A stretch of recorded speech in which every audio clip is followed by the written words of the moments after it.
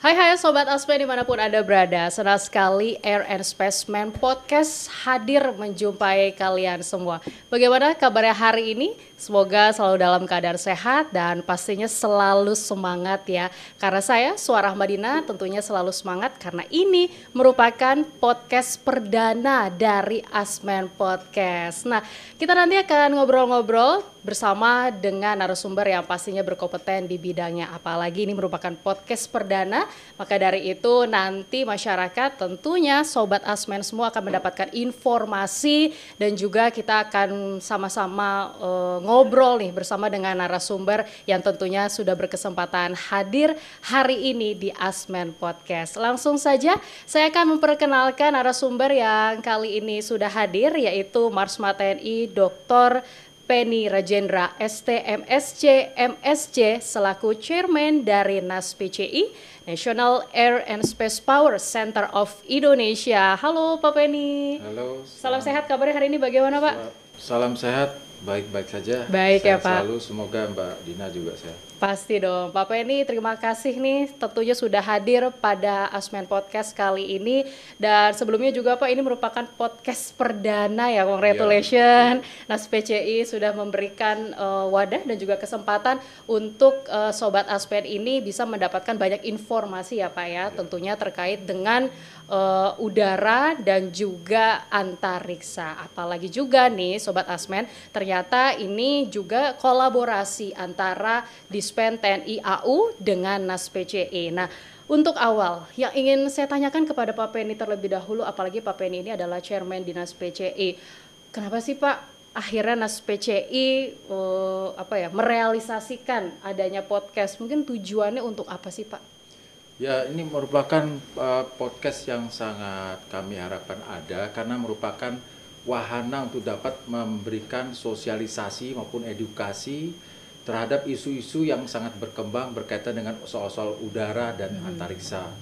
Karena saya melihat atau mengobservasi bahwa isu-isu ini terkait hal ini masih sangat jarang dibicarakan di ranah-ranah yang lebih strategis, kemudian juga di ranah publik masih sangat jarang, sehingga kami mencoba untuk dapat membuka wahana ini sehingga masyarakat juga akan lebih bisa memberikan ada yang kami sebut sebagai air and space mindedness atau kesadaran terhadap soal-soal isu-isu udara dan antariksa, demikian Mbak. Nah ini nih kesadaran untuk isu-isu soal keantariksaan seperti itu. Tapi sebelum ke situ ya Pak Penny, mungkin bagi masyarakat yang baru kenal dengan Pak Penny ini pengen tahu juga tugasnya dan juga apa saja sih job desk yang biasa dilakukan selaku chairman di NASPCI ini. Ya, pada prinsipnya kami sebagai chairman di sini mencoba melakukan membangun sebuah kolaborasi bersama dan khususnya karena tugas NASPCI adalah menjadi think tank dan juga atau knowledge and strategic partner buat TNI Angkatan Udara dan juga stakeholder lain yang terkait ataupun komunitas-komunitas yang berkaitan dengan soal-soal udara dan keantariksaan.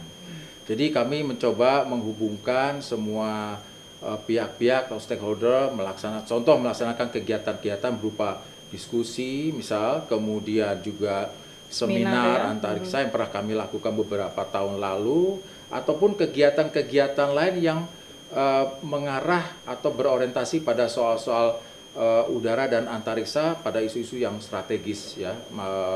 Tidak hanya strategis juga tetapi itu penting bagi Indonesia untuk bisa dipahami. Baik, apalagi sebenarnya kalau bahas tentang udara dan antariksa ini sangat berpengaruh besar juga untuk negara kita gitu ya Pak ya.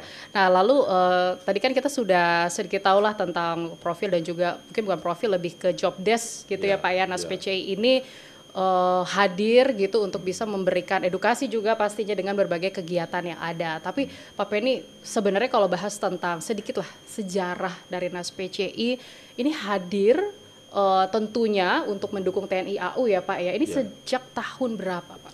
Ya, NASPCI ini sejarah dari akte yang kami baca itu dan memang ada aktenya itu didirikan pada tahun 2016 ya.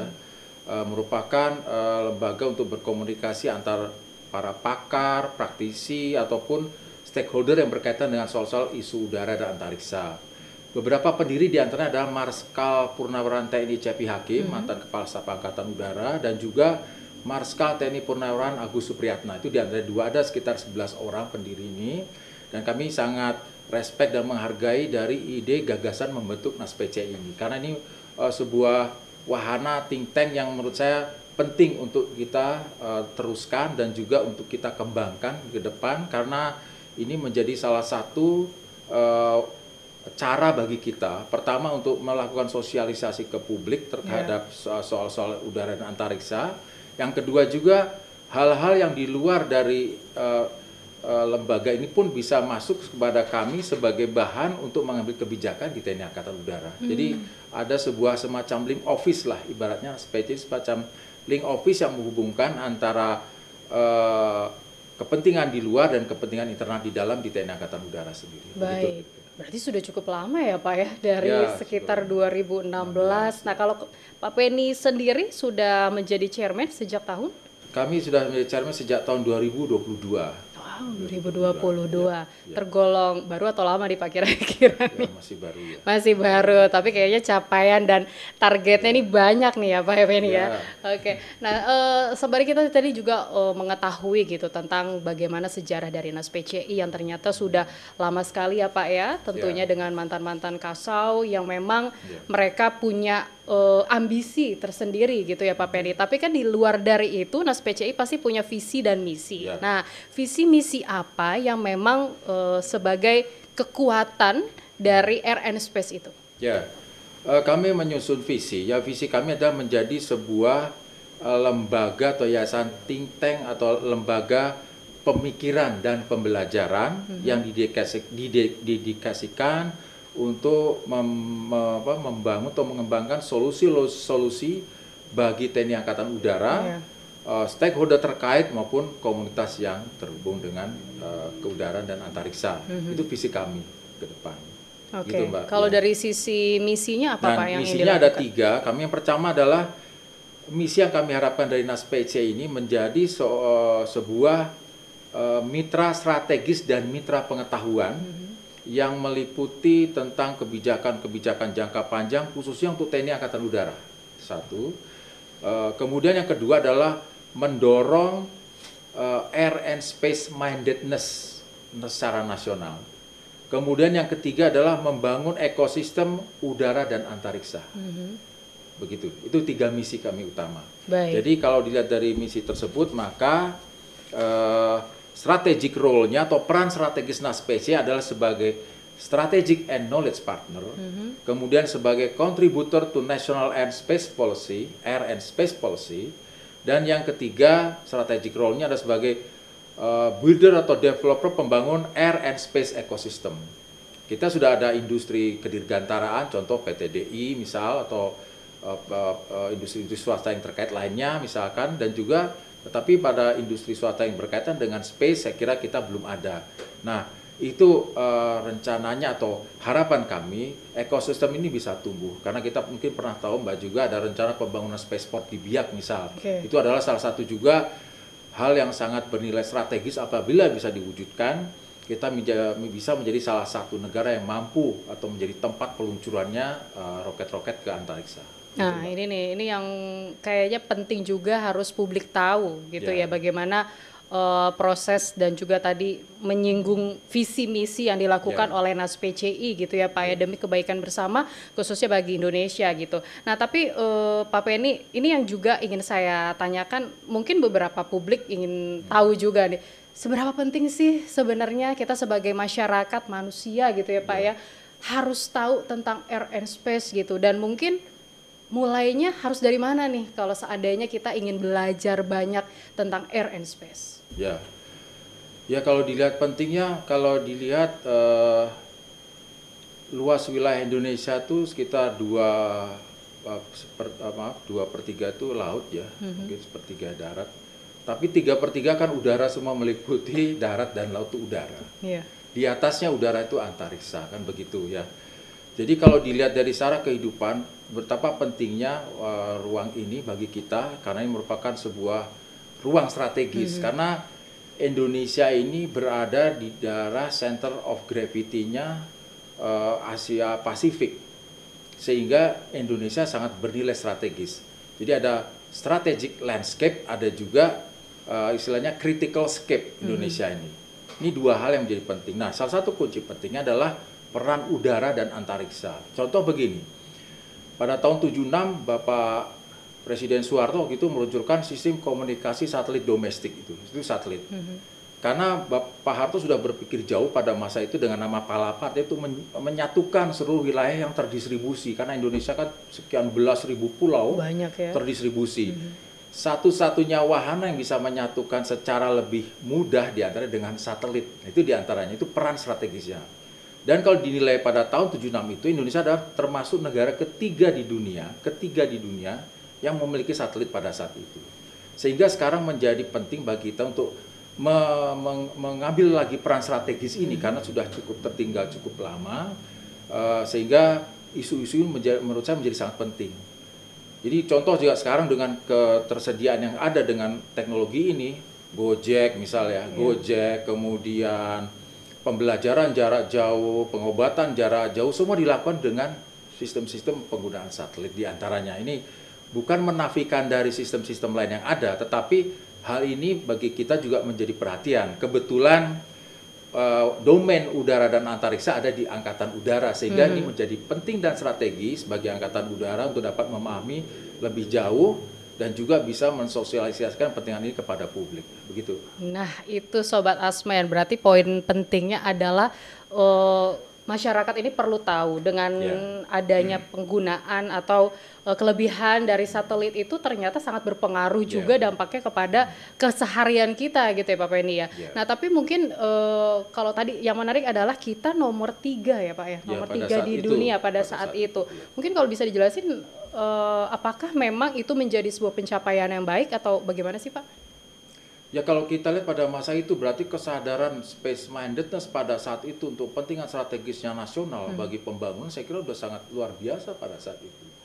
Bahkan pada tahun 60 Angkatan Udara bekerja sama dengan ITB itu melakukan peluncuran roket yang berjarak 60 km ke atas.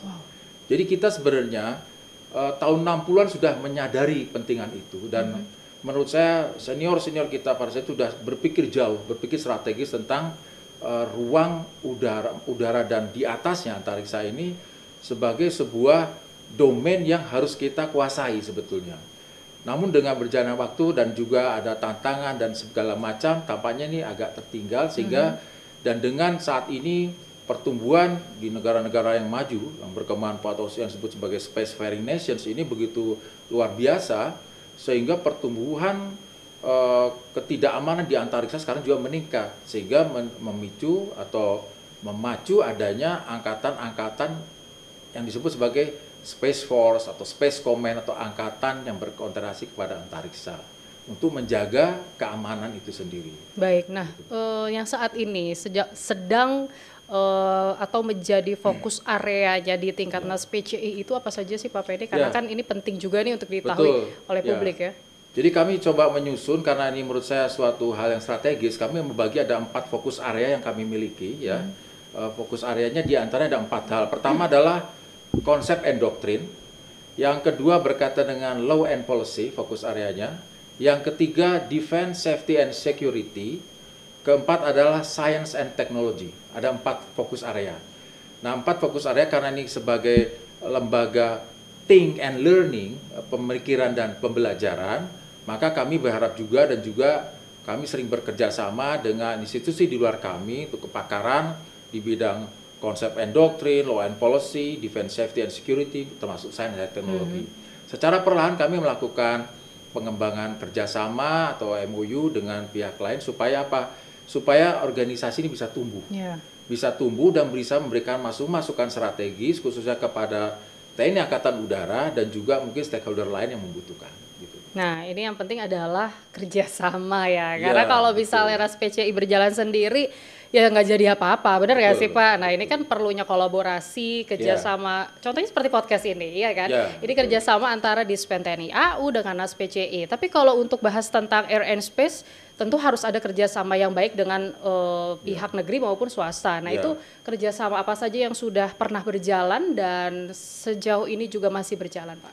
Ya, Kami ada berapa, boleh dibilang institusi ataupun stakeholder yang bekerja sama atau pernah kami bekerjasama, diantaranya dengan PT Napindo, karena waktu itu kami mengadakan Space Summit ya. Dengan TNI Angkatan Udara sudah jelas karena kami menjadi partner knowledge and strategiknya, mengadakan seminar antariksa tahun 2022 pada tanggal 31 Agustus pada saat itu. Kemudian dengan SAIEC itu dengan sebuah perusahaan berbasis di Singapura yang memang dia berorientasi atau memfokuskan pada soal space sustainability. Dengan Akademi Angkatan Udara kami kerjasama juga pada saat itu, artinya kerjasama itu memberikan presentasi atau paparan berkaitan dengan soal space pada saat itu. Kemudian dengan ITB kami pernah melakukan diskusi juga, kami memberikan masukan. Pada saat itu kami kerjasama dengan SAIEC, kami menjadi pembicara untuk berkaitan dengan soal masalah keamanan dan pertahanan tentang space, tentang antariksa. Kemudian dengan Universitas Bina Nusantara kami pernah membicarakan juga isu-isu space untuk memberikan pembelajaran, dan juga ke Universitas Pertahanan, Universitas Pertahanan, kemudian Universitas Pertamina.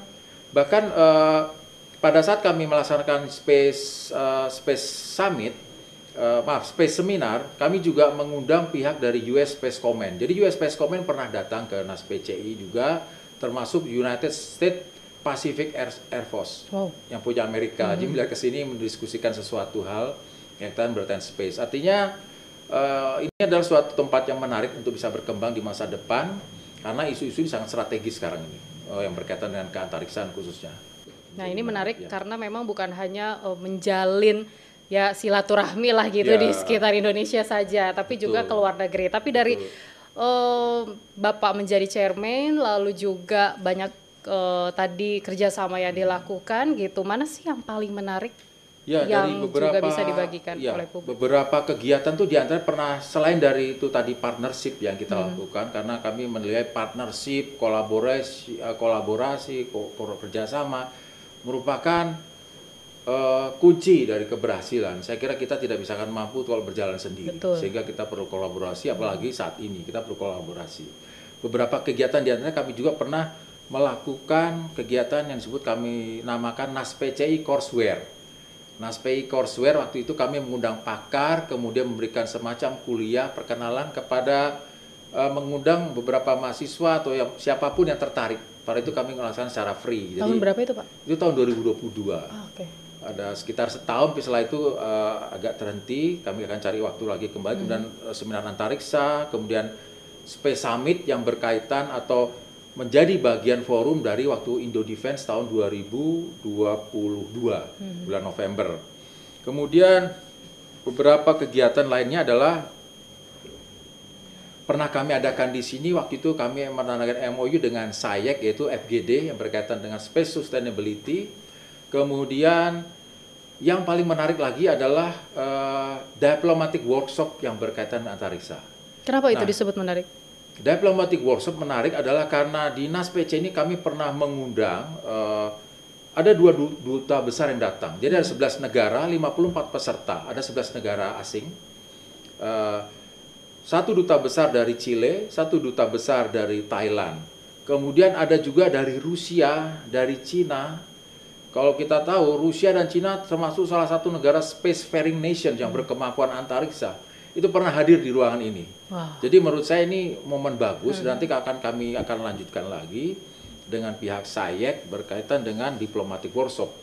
Dan mereka juga merespon waktu itu pertemuan ini. Yang pertama itu mereka antusias dengan pertemuan ini dan ingin kapan lagi akan diadakan lagi seperti itu. Hanya berbenturan dengan Indo Defense atau Space Summit itu hanya sementara kami cancel dulu kegiatan ini untuk cari waktu yang tepat untuk pelaksanaan untuk yang diplomatic workshop berikutnya. Ini berarti bisa dikatakan hal yang positif banget ya Pak ya, apalagi respon dari mereka begitu baik, terus melihat mungkin pergerakan di Indonesia juga cukup baik gitu ya Pak ya. Nah tapi apa sih yang menjadi tantangan NASPCI, karena kan walaupun kerjasama lalu juga kolaborasi terus ditingkatkan, tapi kan NASPCI punya tantangan juga nih untuk bisa mengenalkan air and space, apalagi seperti tahap ini podcast gitu ya. Kalau dari sisi NASPCI apa yang menjadi tantangan? Ya saya kira tantangan itu coba kami minimalisir ya, terutama karena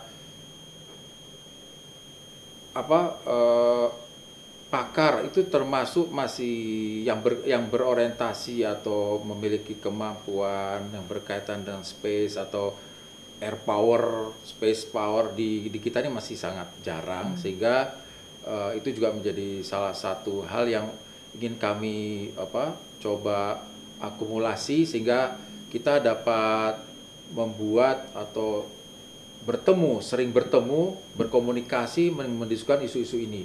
Itu saya kira ya, menurut saya tantangan yang utama bagi kami yang kami pikir ingin mengumpulkan stakeholder berkaitan dengan hal ini. Kira-kira rencana strategis ke depan berkaitan dengan soal-soal udara dan antariksa Indonesia ke depan ini akan seperti apa? Karena negara-negara lain begitu banyak sekarang yang meluncurkan satelit. Untuk informasi saja, di antariksa di sekitar orbit rendah ini, sekarang sudah hampir sekitar, menurut data yang tahun 2023 lah, itu sekitar ada 20 ribuan space object di antariksa saat ini. Itu menurut sumber-sumber yang antar sumber kadang-kadang berbeda, tapi kira-kira udah puluhan ribu. Kalau puluhan ribu satelit low Earth orbit itu di atas ketinggian 500 sampai 800 km, artinya itu menimbulkan suatu ketidakamanan bagi manusia yang ada di bumi. Karena itu bisa saja terjadi benturan, collision, tabrakan, kemudian jatuh ke bumi yang kita tidak antisipasi. Maka ada istilah di antariksa itu saat ini menjadi congested, contested, and competitive. Karena begitu banyaknya satelit di atas. Yang kedua, aturan-aturan internasional berkaitan antariksa juga agak termasuk karena perkembangan begitu pesat, teknologi begitu pesat, itu juga sangat kurang. Sehingga disebut under regulated karena perundangannya masih belum memadai untuk hal itu. Sehingga menurut saya hal-hal seperti ini, jadi tantangan-tantangan ke depan, tantangan kemajuan teknologi itu sendiri, kemudian perkembangan yang begitu banyak ketidakamanan di antariksa, itu menjadi suatu hal yang harus kita selesaikan. Nah, bagusnya adalah di Indonesia ini ada beberapa think tank yang berkaitan dengan space juga, di antaranya dari Fakultas Hukum Unpad. Itu ada Indonesian Center for Air and Space Law dan juga Center of Air and Space Policy yang baru dibangun di Fakultas Hukum Unpad, dan juga ada dari Pusat Studi Air Power Indonesia yang dipimpin oleh Pak Cepi Hakim. Jadi stakeholder atau think tank semacam ini menjadi sangat penting bagi kita untuk dapat membicarakan isu-isu strategis seperti ini. Termasuk diantaranya juga adalah lembaga-lembaga resmi yang punya pemerintah, misalnya di BRIN, ya kan, dan lainnya. Karena menurut saya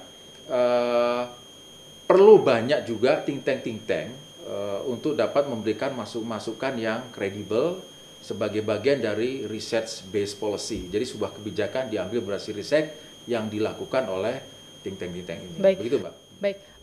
Pak Penny, ini kan tadi juga disampaikan ada beberapa think tank gitu yang mungkin bisa dibilang punya sisi kesadaran juga lah gitu, makanya hadir nih, baik itu dari pihak swasta ataupun yang kita punya sendiri. Nah, tapi sebenarnya apa sih yang paling krusial yang biasanya selalu menjadi pembahasan dalam sebuah seminar dan juga aktivitas workshop yang sering dilakukan oleh NASPCI? Ya, kalau dibahas kami pendekatan mungkin setiap stakeholder mungkin akan berbeda ya. Jadi karena NASPCI khususnya ini di bawah organisasi atau di bawah yayasannya Militer Angkatan Udara, di mana tugas pokok organisasi militer sudah jelas itu untuk perang sebetulnya, yang berkaitan dengan soal-soal defense, security seperti itu. Di sisi lain ada yang bertugas memang berorientasi pada soal-soal kebijakan dan juga soal-soal hukum. Jadi menurut saya tidak ada satu hal yang menjadi tantangan, tapi menurut saya gini, setiap stakeholder akan memiliki masalahnya masing-masing. Sehingga dengan pendekatan bersama, kolaboratif approach tadi, kita bisa mengetahui saling mutualisme gitu kali ya.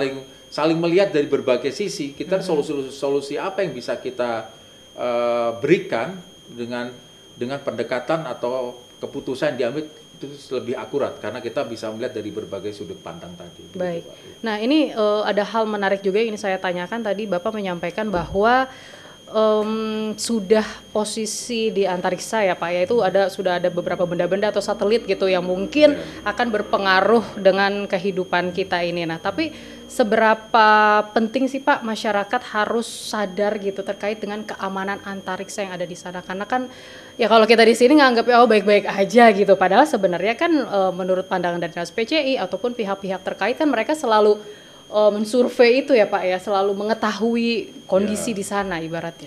Ya, paling tidak masyarakat boleh menyadari bahwa di dalam kehidupan berbangsa, bernegara, bermasyarakat ini memang dipengaruhi juga oleh teknologi, ya kan?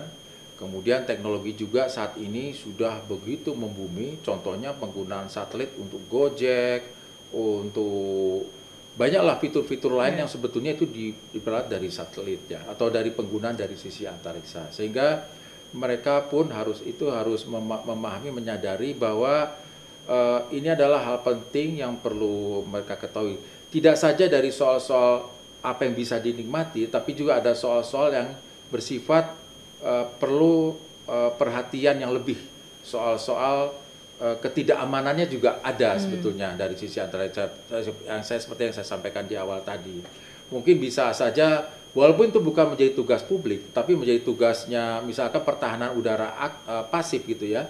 Ada benda antariksa jatuh, kemudian seterusnya, itu kan menjadi tugas institusi atau lembaga untuk mengawasi di mana jatuhnya, kemudian apa yang harus dilakukan, antisipasi apa yang harus bisa dipersiapkan dalam rangka membuat masyarakat itu aman dan selamat, seperti itu kira-kira. Nah, ini yang penting adalah aman dan selamat gitu ya, untuk kepentingan bersama juga gitu. Betul. Tapi Pak Penny, dari segala hal yang sudah berjalan dari Dinas PCI 2016, lalu Bapak menjadi chairman di 2022 ya tadi ya Pak ya. Nah, ini kan ada perencanaan yang mungkin sudah disiapkan Pak dari Bapak menjadi chairman hingga nanti ke depannya. Apa saja yang menjadi rencana jangka panjang ataupun jangka pendek yang memang sudah Bapak konsepkan lah dari sekarang?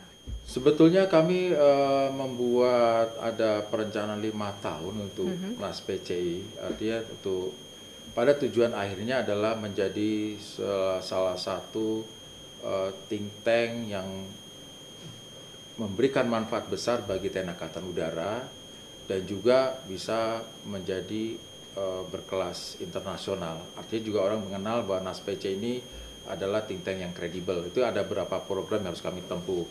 Namun dalam tahapan itu yang paling penting adalah kami membuat apa yang kami sebut sebagai Dinas PCI Learning Cycle, yaitu sebuah pendekatan dalam rangka membangun air and space mindedness yang ditempuh tidak saja melalui soal education, tapi juga education and training, tapi oleh hal-hal yang bersifat informal yang dapat dilakukan secara terus-menerus, sehingga air and space mindedness itu menjadi bagian yang tidak terpisahkan dari pembangunan nasional. Mungkin isu-isu ini di pembangunan nasional mungkin masih sangat jarang ya, sepertinya ya. Misalnya pemanfaatannya memang sangat besar di Gojek, kemudian pengiriman yang online tersebut bisa sampai pada suatu tempat, kemudian penggunaan drone, itu banyak hal yang berkaitan dengan penggunaan dari pemanfaatan antariksa. Artinya ini hal-hal yang harus disadari sehingga membangun airspace mindedness merupakan tujuan besarnya adalah seperti itu. Baik, terakhir Pak Penny, apa yang menjadi harapan dan target dari Pak Penny khususnya kolaborasi seperti ini bisa berjalan terus dan juga keamanan bagi antariksa itu juga baik, dan yang paling penting adalah edukasi ke masyarakat bisa tersampaikan dengan baik. Melalui podcast ini saya berharap bahwa nanti isu-isu soal udara, antariksa menjadi hal yang tidak terpisahkan dari soal kehidupan bermasyarakat dan juga soal-soal pembangunan nasional. Itu yang pertama. Kemudian nanti dengan podcast ini nanti siapapun akan bisa duduk di sini untuk menyampaikan suatu hal yang khususnya yang berkaitan dengan antariksa. Nanti akan ada pakar atau praktisi ataupun siapapun yang tertarik dengan membahas soal-soal ini. Karena saat ini kami akan sebagai membuka, karena ini adalah yang perdana, kami coba mengenalkan pertama ini. Kemudian nanti setelah ini ada beberapa orang lagi atau beberapa pakar dan seterusnya, sehingga air and space mindedness itu juga terbentuk lah ya di publik, air space minded atau air and space awareness, sehingga pembangunan udara dan antariksa, baik itu persoalan teknologinya, soal kebijakannya, soal konsep endoktrinnya, soal keamanan dan pertahanannya, itu bisa menjadi bahan-bahan untuk membangun kesejahteraan masyarakat. Baik, ini menjadi poin penting ya Pak Penny ya, tentunya menjadi Chairman of NASPCI ini dengan berbagai pengalaman, lalu juga kita semakin tahu gitu ilmu tentang udara dan juga keantariksaan. Apalagi kalau kita bahas tentang keantariksaan, ini kan penting banget untuk kehidupan kita ya Pak ya. Khususnya tadi juga Pak Penny menyampaikan dalam hal penggunaan gadget, lalu juga ini sangat berpengaruh dan berdampak juga untuk masyarakat. Dan selain itu juga peran dari keudaraan juga tidak kalah penting, bahwa salah satunya transportasi udara ini bisa membangun konektivitas antar pulau gitu. Terima kasih Marsma TNI Dr. Penny Rajendra ST MSc MSc yang sudah hadir Pak di sini. Sekali lagi selamat atas podcast perdananya. Semoga tadi bisa menghadirkan selalu narasumber yang berkompeten di bidangnya. Baik. Boleh sebelum ditutup kami mau mengucapkan terima kasih banyak atas izin dari Bapak Kasau terhadap acara podcast ini, karena kami juga sudah mengajukan izin untuk bekerja sama dengan Dispen AU, sehingga air and space mindedness bisa menjadi salah satu bagian dari bagian sosialisasi Dispen juga, bahwa pembangunan nasional ini tidak terlepas dari unsur udara dan antariksa. Baik, tidak terlepas dari unsur udara dan antariksa. Terima kasih sekali lagi Pak Penny, dan kita akan nantikan episode berikutnya dengan menghadirkan siapa ya narasumber berikutnya. Jangan kemana-mana, jadi saatnya saya Suara Madinah undur diri. Terima kasih atas kebersamaan Sobat Asmen, sampai jumpa.